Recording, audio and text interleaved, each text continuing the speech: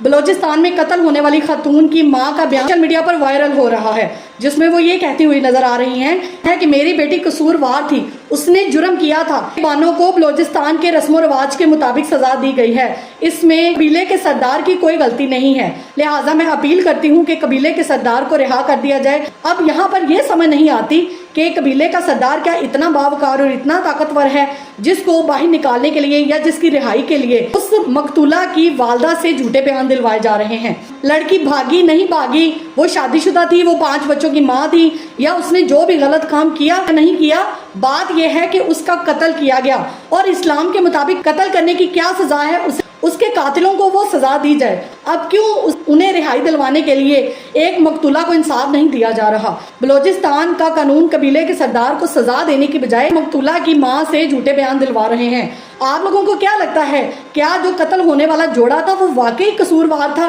جن کے آخری الفاظ مجھ سمیت آپ سب نے سنے، جس میں وہ یہ کہہ رہی تھی میں نے نکاح کیا ہے، زنا نہیں کیا؟ تو آپ لوگوں کو کیا لگتا ہے کہ اب جو بھی بیان دلوائے جا رہے ہیں کیا وہ سچ ہیں، یا پھر ایک پروپیگنڈا چلایا جا رہا ہے صرف اور صرف سرداروں کو اور وہاں کے قبیلے کے لوگوں کو بچانے کے لیے؟